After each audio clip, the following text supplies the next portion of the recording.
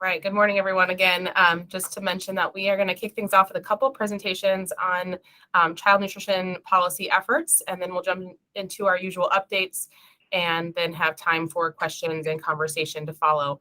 So I'm going to hand it right over to Feeding America Eastern Wisconsin. I know Nicole and Maureen are ready to share some information that they have on the Healthy School Meals for All Coalition. So I'll hand it over to Nicole. Hi, I'm Nicole. I'm interning at Feeding America Eastern Wisconsin this summer. I'm Maureen sitting over to my left if you're on video. She's not quite there, but she's here. Here's her hand. So she's here to answer any questions that I don't know answers to. I'm going to give a short presentation on Healthy School Meals for All Coalition that we're kind of heading up. So Stephanie, you can go to the next slide. So goals of this coalition, biggest goal overall is just ensuring no child is hungry at school.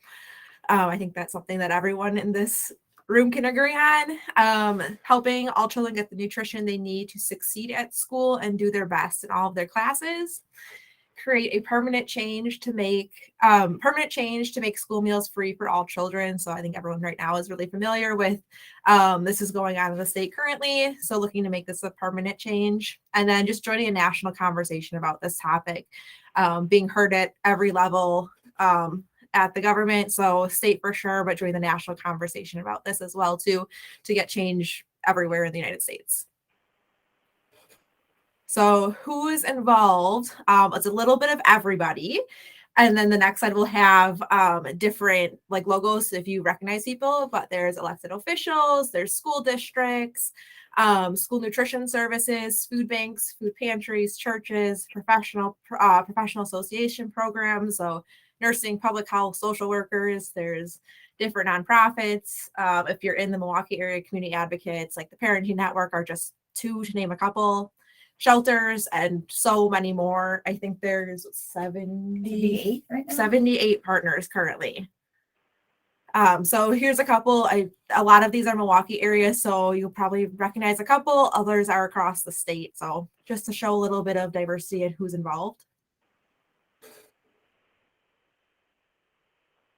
So what we're doing at the coalition level, so advocating for change at a statewide level, particularly to adopt healthy school meals for all across the whole state of Wisconsin, specifically after the public health emergency ends. So the goal is to maximize the federal reimbursements for school meals for all school districts, and then ensure that all children in Wisconsin have access to breakfast and lunch programs while they're at school. So it gives them those 2 free meals, so not having to worry about that at home. And then we're also looking to get other members involved, which is partly why we're doing a presentation today, to make change happen at a local level and at each community that our partners are located. So importance of this, school meals have been free for students since the beginning of COVID. So going on 2.5, just over years now at this point. So this will be a big change when that could change this upcoming school year.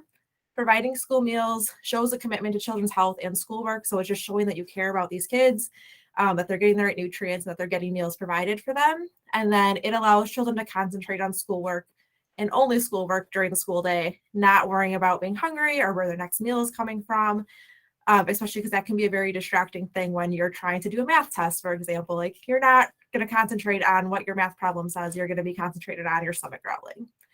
Little graphic in the corner shows a couple statistics. So these are from 2020, over April through December 2020. Families that reported weren't eating enough in the past week because they didn't have access to it or they couldn't afford it. So this takes away that barrier for a lot of families. And then why should you get involved? So looking to grow our partnership across the state with the 78 organizations that are already involved. You can work with your community advocate for change, your local representatives, your school districts. You know them best. So you can help us reach those people throughout the state a little bit more effectively. And this is an issue that affects everyone. Like it's just Milwaukee, it's just Wausau area, just La Crosse area, right? Like this is something that's going on throughout the state. So making sure that nowhere is really left behind. And then the last slide, how to get involved. So if this is something you're interested in, you can email Maureen, most likely. If you have questions, I'm going to throw her there. There is a survey to fill out for joining. You'll get a response from someone. So like that will give you a direct contact. I think Stephanie's including a little like paragraph of notes too in the minutes for this meeting that will have more information. Or you can just check out the website. A lot of the information that I present today is on the website. So you can check out the website. That form is there too in case you lose it. And there's just a little bit more as well.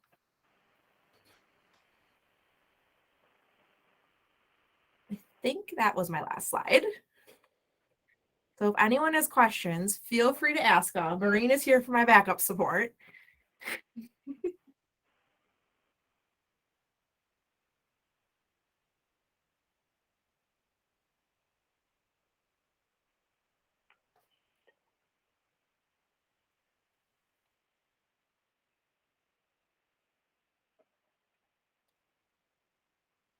Otherwise, it looks like Stephanie is sending the survey and the website link in the chat. So if you have questions, you can look there too, or feel free to reach out to Eastern Wisconsin. How do you envision food pantries being involved? Do you want to answer that? Sure. I'm reading in the chat. Oh yeah, I'll just scoot that way. Hi, so I'm Maureen Fitzgerald. I'm the Vice President of Government Relations for Feeding America Eastern Wisconsin. I think food pantries can absolutely be involved in this. So we do have pantries already who are part of the coalition. So think about like the Waukesha Food Pantry is part of the coalition. And to me, what we're doing right now is that we're meeting usually about once a month with the state representative who brought legislation for Wisconsin to provide free school meals for all kids. And because the legislative session's out right now, basically what we're meeting about is talking about like, what are ways that we can continue to be involved? And one of the things that we're doing is talking to our federal elected officials. So we just met with Senator Tammy Baldwin. We're about to meet with Representative Gallagher and saying, please extend the waivers that the Feeding Wisconsin is going to talk about. So thinking about how we can feed all kids for free next year, really trying to avoid any kind of hunger cliff for kids as they go back to school next year. And to me, as food pantries, you're the experts. You know more about this topic in your community than anyone, and people rely on you to be the voice in your community. And so I think joining the coalition just provides you a couple of toolkit. We have sample letters to the editor, sample resolutions to your school board. And I think being part of the coalition, you can be as involved in the coalition or as, you know, sort of as a silent voice as you want to be. So part of it's just showing that this is an issue that we all care about and building momentum around that.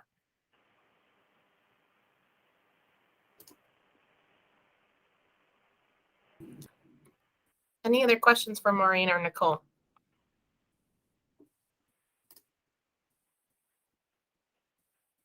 Okay, we won't shift gears all that much, and now we will jump into a presentation on child nutrition waivers and policy, and I will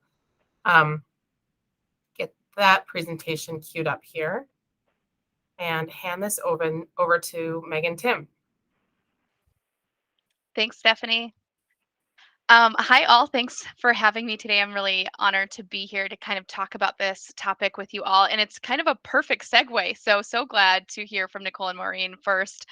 You'll hear some similar language and complementary pieces, I hope.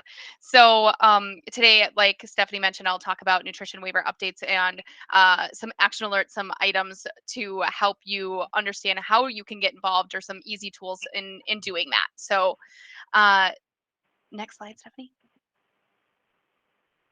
So just as a quick overview about the waiver process. So Congress gave USDA the authority to issue nationwide waiver child nutrition waivers through the Coronavirus Response Act of 2020. This may all sound very familiar to you all. These waivers just allowed school nutrition programs and other agencies, of course, to keep feeding children throughout the pandemic. And however, many are set to expire June 30th of this year. So that's only a few weeks away. The other kind of piece about this is that without the waivers, Wisconsin served one child for every 6 who received a free or reduced priced school lunch during the school year. But with the waivers, that participation nearly doubled, serving 1 in 3. So we know that the waivers work and that they are really, really helpful for Wisconsin families and schools. Next slide. So some Wisconsin waivers that are currently approved, you can see the list there. But for the past 2 summers, the federal government relaxed those restrictions and regarding how students receive free meals. So, for example, families were able to take food home with them and receive more than 1 meal's worth of food for their child. So that's just obviously one example of how these are helpful and successful for families. Um, Schools were also able to utilize the waivers to make home deliveries of food or host drive-through feeding sites where families could pick up large boxes of food to cover several meals. So it just eliminated a lot of the barriers around getting food, especially during the summer months. Next slide. So waivers expiring on June 30th include the expansion of area eligibility, operations of the seamless summer option in place of the National School Lunch Program during the school year, offering the summer food service program reimbursement rate for seamless summer option meals, waiver of meal pattern requirements. These are all expiring at the end of this month. So again, it's one of those things. I realize this is really school nutrition heavy. However, we also know that you all as pantries are seeing more families than if school summer lunch cannot be offered with some of these waivers that were really helpful to families. You may see an influx of folks this summer then, of course, in supporting them and feeding kiddos. Next slide. So why does this matter, right? I think I'm amongst colleagues and friends, I suppose, that believe in this and why this matters. But food is a human right, and we have placed a lot of barriers and obstacles for folks getting access to food, and these waivers can really help support removing those barriers, obviously. So free meals is a part of school day for all children. Put them on the same playing field as everybody else. It reduces the stigma around being kind of eligible for free and reduced lunch, but has all the students ready to learn regardless of income level. So it's level setting. The cafeteria also becomes a place of well-being and helps construct learning throughout the school day. So I always like to go back to the why. Why should I be involved? Why does this matter? And of course, I think all of us believe that food matters, but essentially, it's a human right and it's a right for our kiddos as well. Next slide.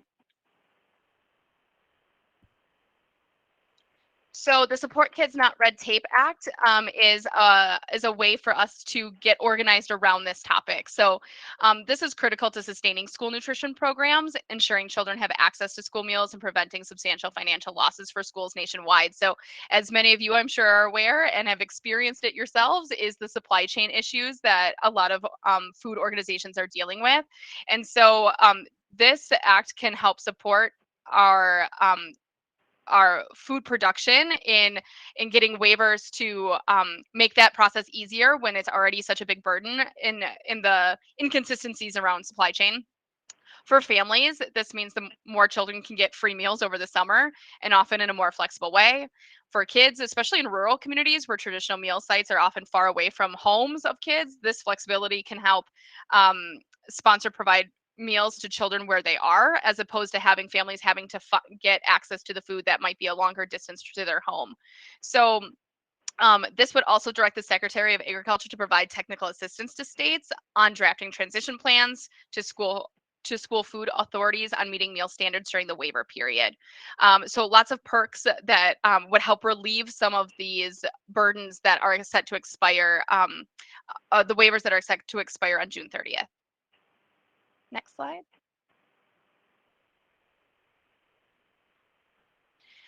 So there are a couple action alerts that are available. Support Kids Not Red Tape action, as well as the child nutrition reauthorization.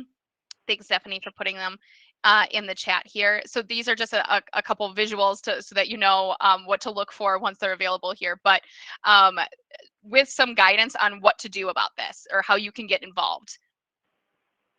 Next slide. So some items here.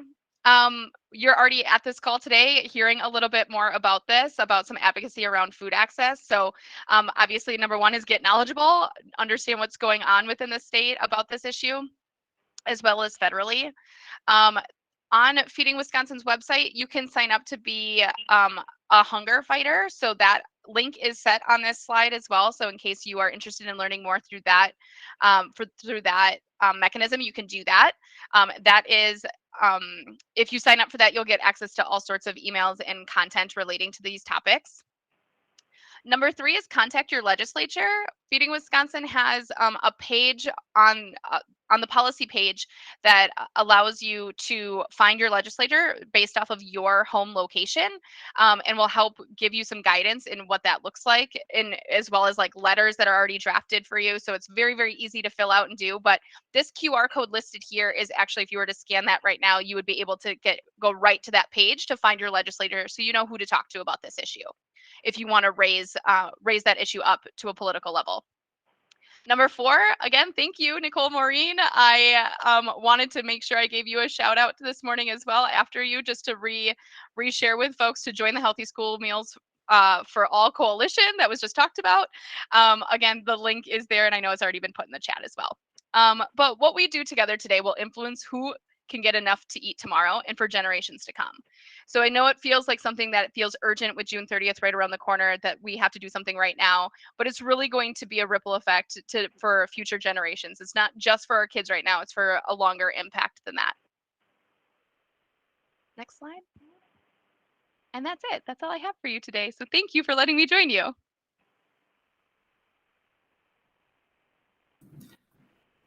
Thank you so much, Megan. Any questions for Megan?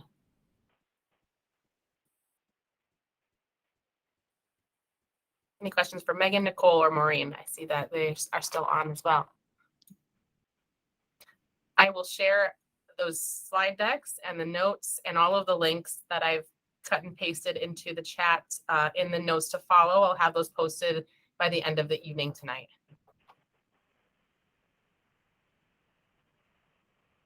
Last call for questions.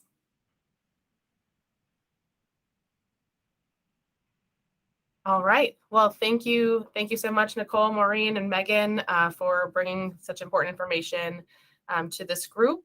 And if anyone does have any questions to follow, would you mind putting your emails in the chat so that folks can reach out to you directly? Appreciate it.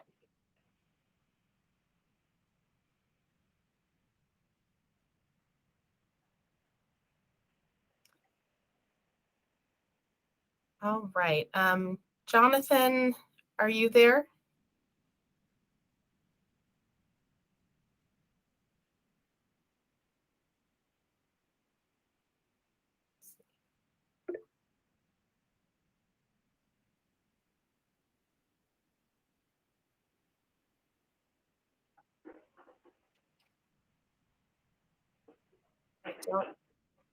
Jonathan, have you called in? I don't see Jonathan Bader from WISCAP right now. So we'll go ahead and jump into some other updates on my end. And if Jonathan's able to join, hopefully he'll be with us shortly. So just a couple quick updates before we turn it over to conversation. I just wanted to share, I believe we heard this news, or we anticipated this news last call, but we did, there was an important non-announcement, basically, that the public health emergency order has been continued at this point. The federal public health emergency has to be announced 60 days before it ends, and it has not been announced to do so as previously planned with the previous signature on that extension. So our federal partners have informed us that we are working on the assumption that the public health emergency will be extended through mid-October. And that means the programs that have been increased because of that public health emergency order, such as emergency SNAP allotments, emergency food share allotments, will be extended through November at this point. So that's the biggest update I have for you on that front. That said, emergency allotments will continue to go out on a monthly basis for the month of June.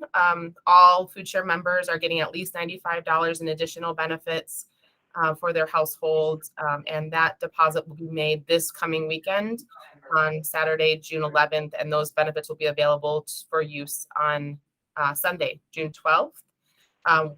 As was mentioned on, I think, both calls here, we're both guest speakers here that we are considering what that unwinding will look like. So we're preparing for the eventual end of the public health emergency. We know that that decrease in benefits, that it will certainly impact our food distribution network, that you all will likely see increased folks coming through your lines. And we are certainly planning to make sure that we have additional, trying to plan for food in that way. And we're also creating some materials to educate individuals on what that will mean for them, especially for folks who are over 60 years old and for folks who are near the income eligibility threshold, such as those who are working but maybe not making enough to make ends meet. That will more dramatically impact their benefit amount. So there's a lot of ways that we can help to mediate that by for folks over 60, they're able to submit medical expenses to maximize their post-pandemic health emergency food share benefits. So we'll be doing some outreach to and providing some resources to you all that you can share with those coming through your organizations.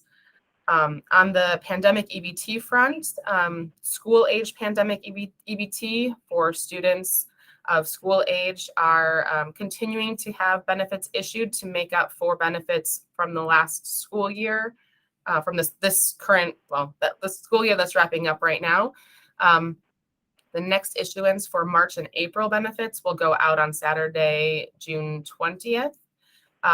For the 2021-2022 school year, DHS has issued over $14.5 million in pandemic EBT to students across the state. That has included over 300,000 students. So a smaller issuance than the year before, because we know that many students were back at school full time. But this was still a benefit that supported families as students were either kept home or had, various virtual learning situations.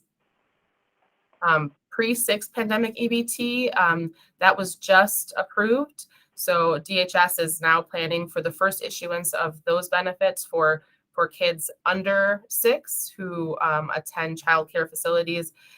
Those students have to have received food share. They have to be in an active food share household. And that first issuance of that benefit will be July 9th. And then the last pandemic EBT related update is that summer EBT, the summer EBT plan has been submitted to DHS and DPI. So more to come on what that will look like. Again, another program to support families with children. Just to check here, Jonathan, have you joined the call? All right.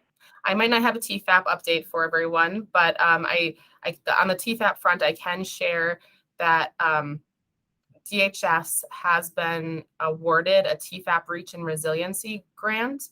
This was a grant that I know Jennifer at a previous call and Jonathan have spoken to. This is there's 2 rounds of funding. This first round of funding is just over $700,000, and it will include a partnership with WISCAP Extension, primarily to do an assessment of TEFAP outlets right now to understand where there might be gaps in distributing TEFAP food, all with the intent of bringing on some additional TEFAP outlets that might fill that gap where that food is not reaching throughout the state. The second round will include some infrastructure dollars and some support for Feeding Wisconsin and Hunger Task Force to support bringing on additional outlets. I know that Jennifer and Jonathan have been working closely with the emergency feeding organizations as well, as they'll be receiving some support to do the administration of that work.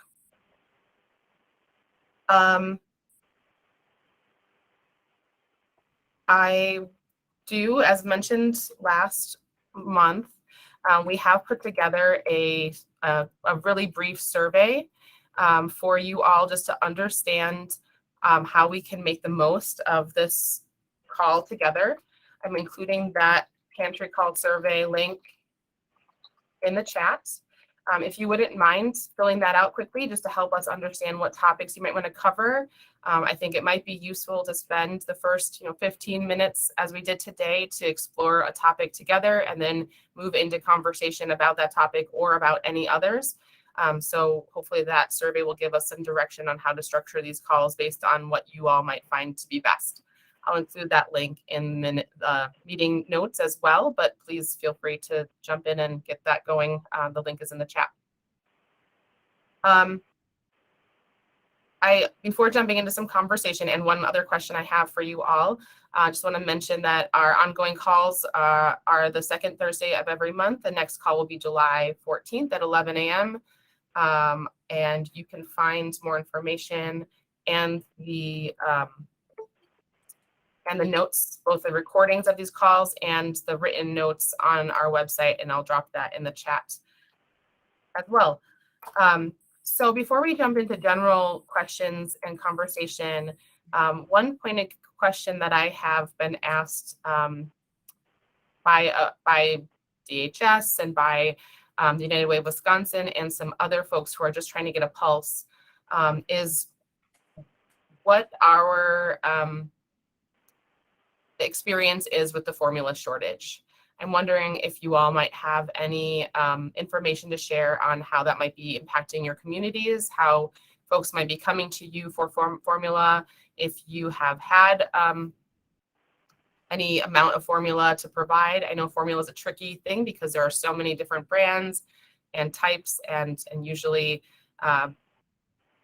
families are pretty specific on the type that their child needs. And I know that it expires pretty quickly too. So I know formula creates a bit of a challenge for pantries and local food distribution organizations, but just interested in hearing if you all have any sense of if that situation is improving in your communities, if it's getting worse, and if you have had any innovative and insightful solutions in your community. So if we could spend a couple minutes on that, and then we can open it up to any questions and peer conversation that you might want to explore.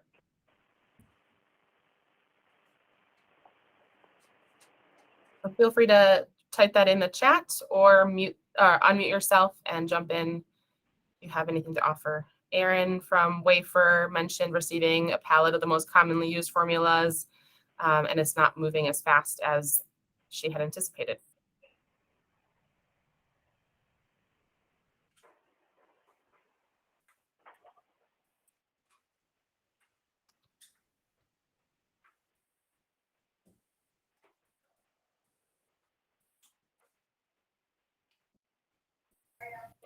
I can jump in here as well. This is the Oshkosh Area Community Pantry. We were fortunate enough to solidify about 2.5 pallets worth of formula, and that was a number of months ago. Same was able to get the message out into the community. We've had news stories and news outlets here talking about it. We also aren't seeing it fly off as quickly as we thought we would, but it's okay. We are going through it. We've got about a half a pallet left, so it has been a good thing. The need is still there. I think, as you had mentioned, Stephanie, what we found is that just because folks are so brand specific, if they're not willing to try, or if they just can't use ours, it's just not an option for them. So, but we're doing everything we can. We made a great partnership with Winnebago County Health in making sure that we were a source for all of the WIC participants in Winnebago County as well. So, did just about everything I think we could do to try to get that message out there for folks.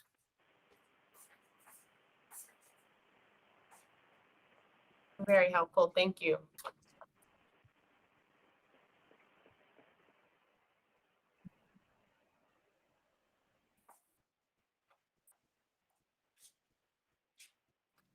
Chris has mentioned in the chat that they have had a small amount of formula on hand, but again, often not the correct type of formula, and asked, for those who have received pallets of formula, where did you receive those from?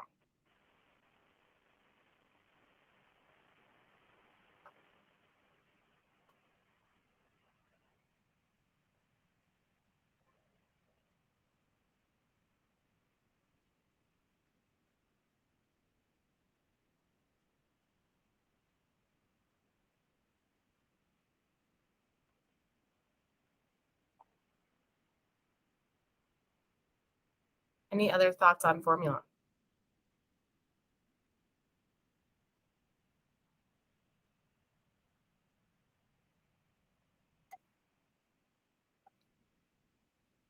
Okay, well, I am happy to open it up for any questions that you might have for one another, any thoughts that you might have to share, successes that you're experiencing, challenges you're experiencing, for some peer-to-peer conversation.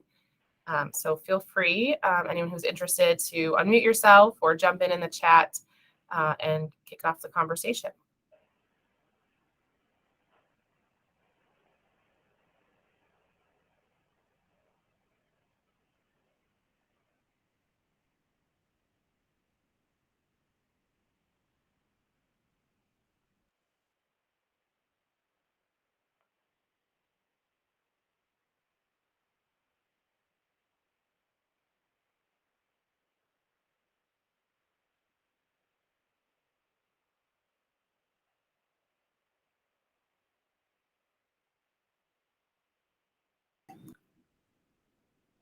I'd also be interested, for those who maybe have had an opportunity to peek at that Pantry survey, if there are other topics that you might be interested. I'd love to generate some ideas from you all. Happy to take some of those thoughts verbally or just sit on allowing you some time to give that thought through the survey itself.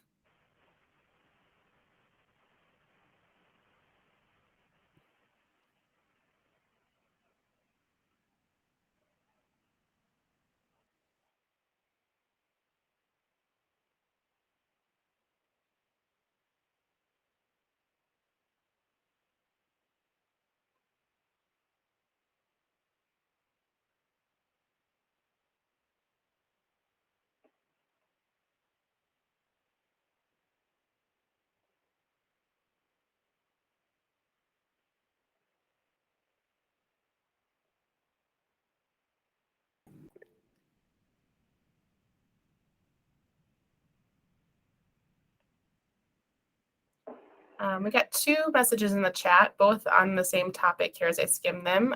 Erin from Wafer mentioned they've been getting a lot of questions about returning to in-person shopping. Their facility is too small to accommodate distance shopping. They're considering days by appointment with proof of vaccinations, but wondering about how that aligns with TEFAP guidelines. Erin, I think this was discussed with Jennifer at some point. I would recommend you reach out to your EFO on that.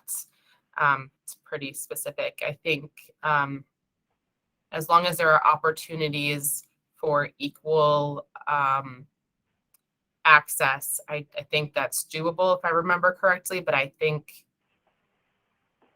there's probably some things to navigate more in more detail with your EFO. And then another question about in-person shopping. How are you handling capacity? So is anyone doing in-person shopping and want to chime in on how they're handling the flow of folks coming through to make sure that the number of individuals in the building are not, are allowing for some distancing?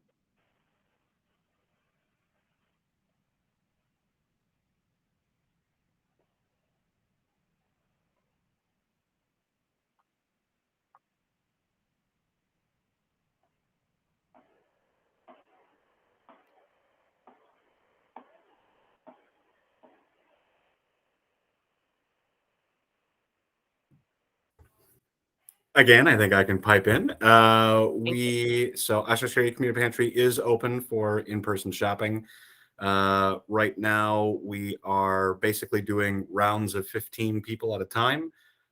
So 15 shoppers in the store, 15 waiting in our registration or our waiting area, with then a queue line that is either wrapping out the door or outside if need be. So we're basically taking about 15 folks at a time.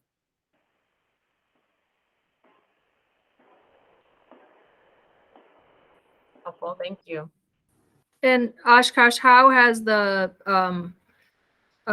sort of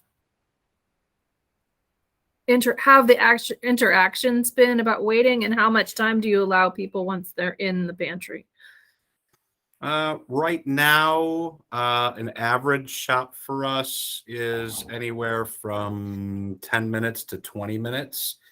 Yeah, and waiting, no negative interactions at all. However, we've always had waiting periods here, so this really isn't anything new for our guests. Even the limits on the waiting. So if people are like, if you have more than 15 people waiting, do you ask them just to go back to their cars, or how do you handle that? We form basically a queue line to wait Okay. outside. Yeah. Outside. Okay. Got it. So 15 people inside.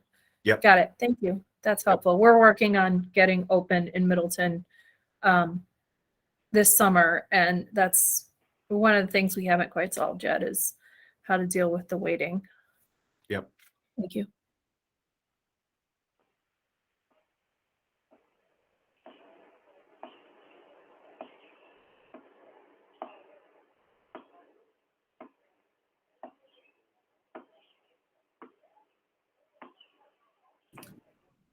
Any other thoughts on moving to in-person distribution or in building distribution, or any other questions or comments?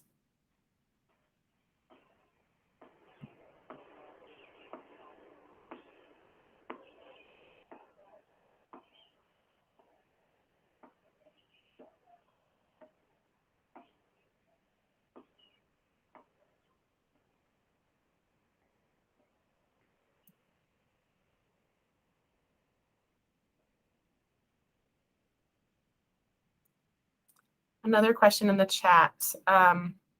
Has anyone upgraded their HVAC to an all HEPA filtered air?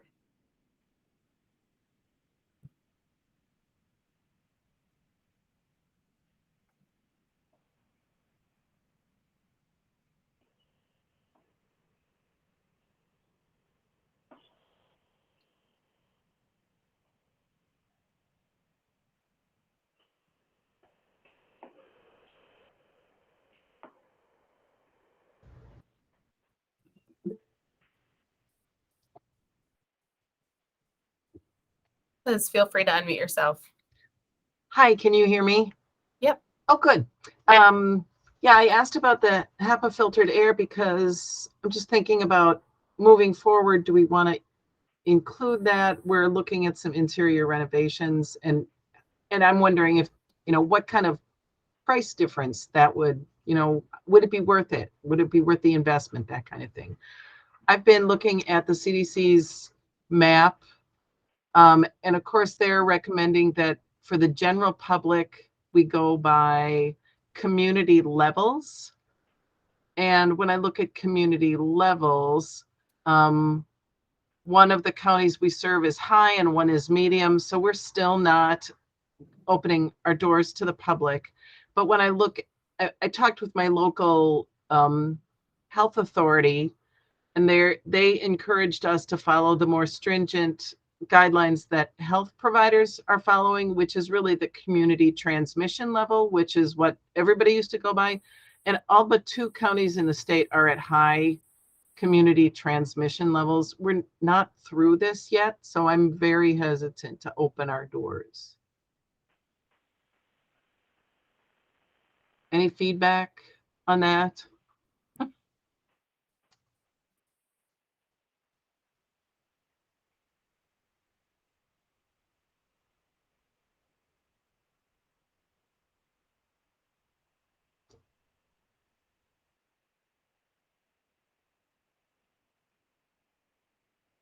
Liz, I don't have any feedback, but here in my mind, I go to channeling Kitty and what she would say. And I think you're right. We're not through this. I think it's certainly shifted. The pandemic and the virus itself has shifted, and the way that folks are being impacted has shifted. And yet we're still, you all work with very vulnerable populations, many of which don't have the same healthcare access as others might in our communities. And I think it's really important to make those considerations. I think at the same time, there are some folks that want to engage in choice pantry shopping again. And I think you all are in extremely tough situations to try to balance what everyone wants and also maintain safety of volunteers and of the individuals doing the shopping.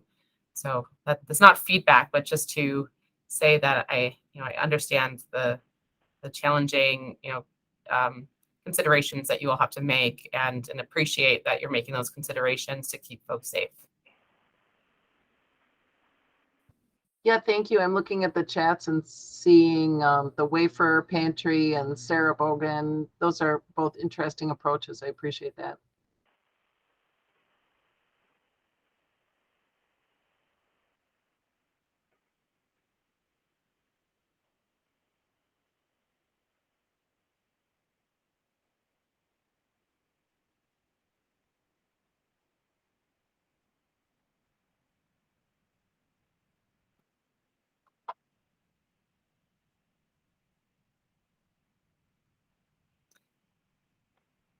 There's a lot going on in the chat for those who are called in, and I don't know that I can even keep up with it, but a lot of conversations about asking about HVAC costs,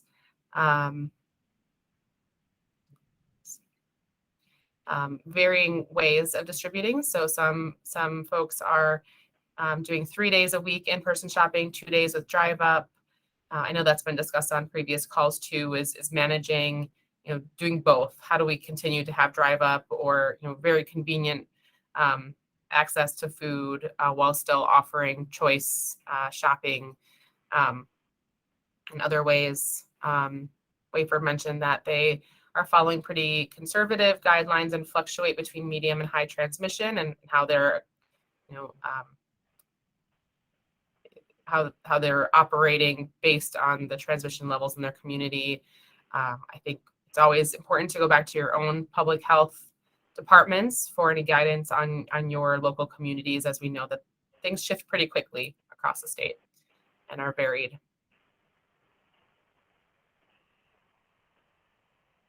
Conversation about masking. Some require masks for all in-building interactions. Others optional.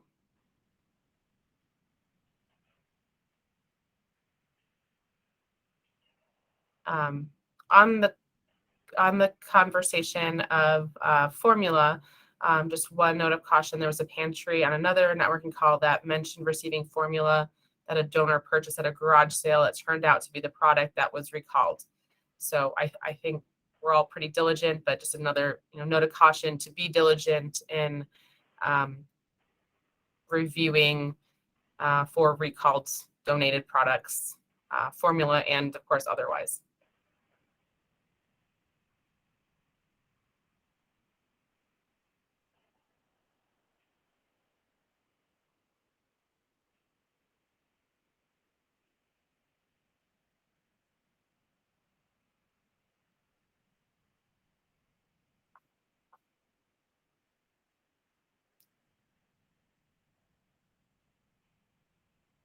Anyone else want to jump in on this topic or present any other thoughts?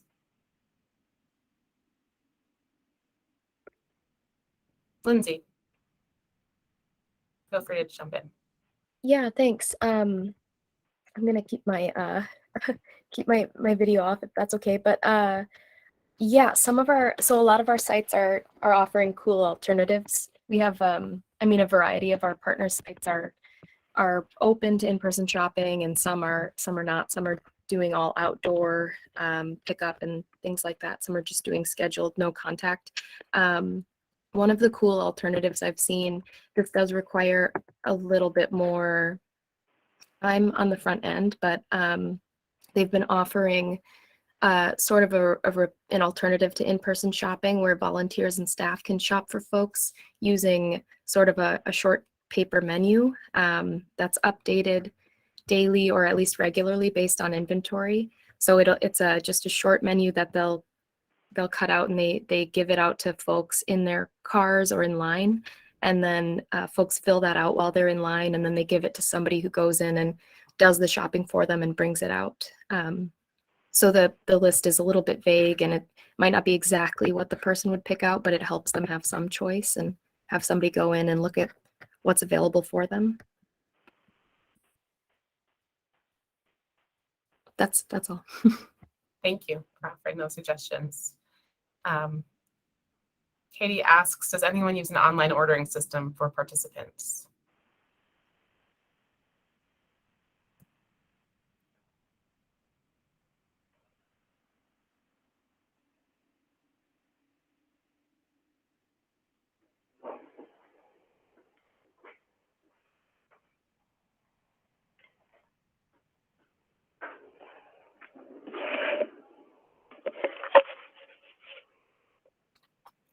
I certainly know of pantries that are.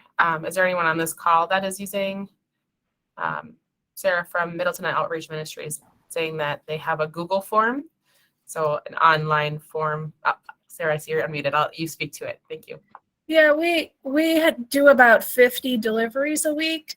So we have it's just a Google form. It's not fancy. If you have Google Workspace, you can make one.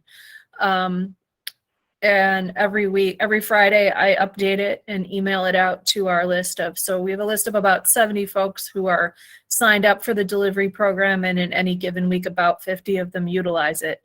They fill it out, send it back, and then we have a small or not a small, a medium proportion of them get a phone call from a volunteer who helps them fill it out if they don't have the technology to do it themselves or the wherewithal. And so it's only for these folks who we've had conversations with and signed up for the delivery program. We don't have the capacity to do that for everyone who wants. We're serving about 200-ish families a week, so that's a lot for managing this. We are looking for a new system that we might be able to roll out to a lot more families to give them more choice and an option to pick up, with a couple of hopes on that. One, that we can limit the number of folks who want to come inside and shop so that as we open up, our numbers are lower and it's easier to manage. If we can have sort of personal shopper volunteers who go through quickly or on off hours and then have pickup times for those folks. We haven't quite figured out all those logistics yet. And also for folks who for health reasons don't want to come into the pantry. So lots of reasons to do it. We're still working out the details to roll that sort of thing out on a large scale. But at a small scale, the Google form works quite well. And there's a thing called, it's an extension that's fairly inexpensive to purchase. I think it's $40 for the year. That sends you an email for every person who fills out that form each time. So you can just print the emails and use those as shopping lists. Happy to answer questions. And I'll put my email in the chat if anyone wants to ask more offline. Thank you, Sarah. Can you hear me? Yes. Okay, this is Violet in Eagle River, and we're a very small pantry, and several months ago our food director set up a shopping list, and it's designed as the pantry is designed. So the client gets this list, they fill out what they want according to their family size, and then a volunteer does the shopping, and then some of the guys take it out to their vehicles. We've found that this has worked very well. And we have also found, we're thinking that if and when we decide to open, that we think there's going to be a lot of people that are not going to want to come into the pantry. They would rather have the shopping list and do it that way. That way they don't have to wear a mask. We've got some that are using walkers and canes. It's more convenient for them to sit in their car and have it delivered to them. Now, one of the questions I've got is with opening up, can you require that they have been vaccinated, and are you allowed to have them, that they have to present a card that shows they're vaccinated? And then one other question I have, I had an email this morning regarding TEFAP deliveries, and it said there's no deliveries for our area for the 14th and the 21st of June. If that's the case, there didn't say anything about an alternative delivery date. So how do we find out if I'm on that list for those 2 days? How can I find out when we're going to get our delivery?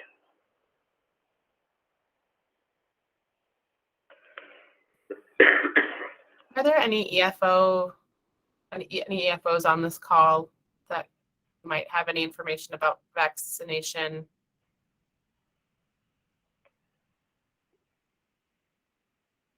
If not, I will follow up with Jennifer and Jonathan for more information. The vaccination question was asked in 2 different ways, and I noted them both.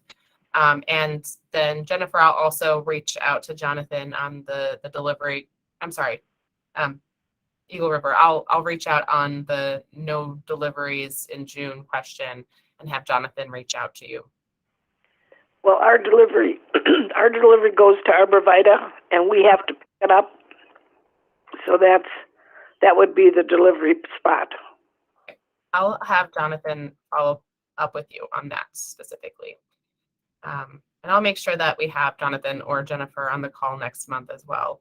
It's always helpful to have them.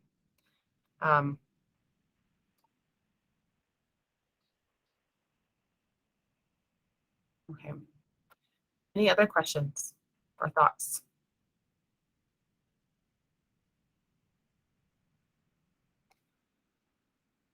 All right, with 2 more minutes to go, just a reminder that our next call is July 14th at 11 a.m. I will follow up by putting the notes on our website. I'll drop that in the chat once again. And please do fill out that pantry survey. I'll include that in the notes, and I'll probably follow up with an email for those who are not on this call to make sure that everyone has seen it. But thank you so much for your time, for all that you do, for taking this time to share with one another. I appreciate, as we're all working through these ongoing pandemic times, but also trying to do our best to serve our communities. Just hearing from you and the innovative solutions that you're all coming up with just matters so much. So thank you for all that you do, and have a great month. We'll talk to you next month. Care.